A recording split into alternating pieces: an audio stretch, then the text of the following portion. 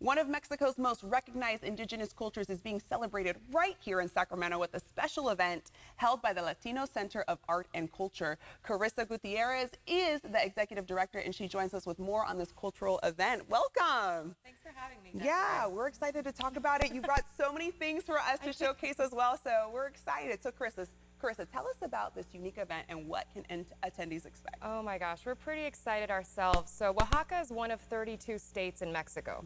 So it's sort of like saying bringing New York to California type thing.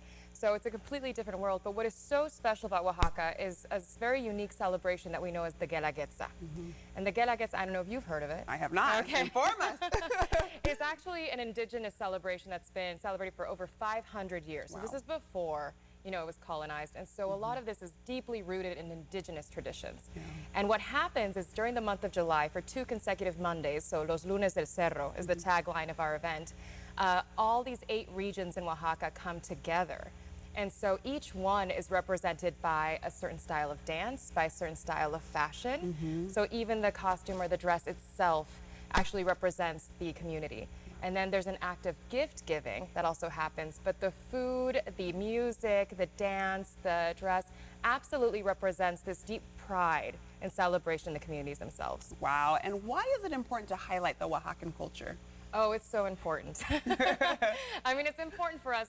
As a center, what we do is we really uplift the stories of our community. What we're telling, the story that we are telling collectively is we are here too. You know, when 1 in 4 identifies Latino in Sacramento, it really is that the spaces themselves do not seem to show that. And so it is by celebrating our traditions and keeping them alive is how we are constantly reminding folks we are here too. We are community members, we have children, we are artists, we are working in your restaurants, we are lawyers, we are teachers. And so by making these spaces very visible, we are reminding our communities that not only are we here, that we are safe, that we include one another. And so Oaxaca specifically, because we have many artists within our network throughout the state, we know that many of us have talked about it. We have for over 12 years now produced El Panteón de Sacramento, which is the Day of the Dead, and they're like, well, Oaxaca. And so we started talking about it, and of course what most folks are learning are the mezcal, or learning very specific things. We're like, well, let's bring it to Sacramento. And what's so great is that to produce an event like this, we are working with traditional Oaxacan groups throughout the state.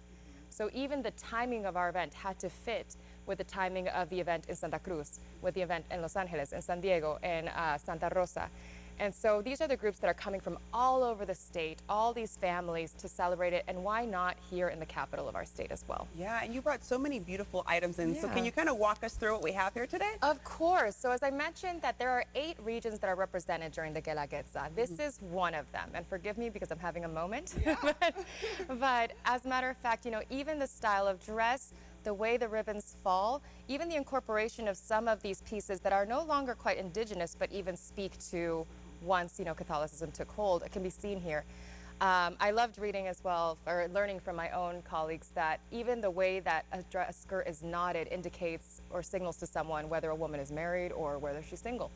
But what I love is that every piece and every item, every thread represents the family, represents the community. So if you spot a dancer from far away, you will know exactly which region she represents.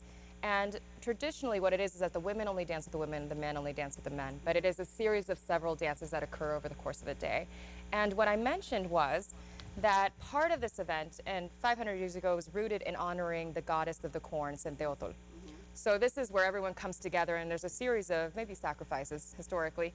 But now it's just a joyous celebration where folks exchange gifts with the other regions. So at a time where there is so much division in our country, we also felt like, why not remind people what it looks like when people come together? I love that. And remind our viewers, when is this happening again?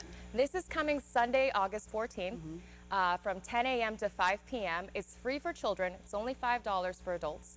And there will be over dozens of vendors. There will be food options. There will be, front row seats for those. And there will be a series of presentations representing all 8 regions. But in the spirit of this holiday as well, and the celebration, it is a part of this to give you a gift.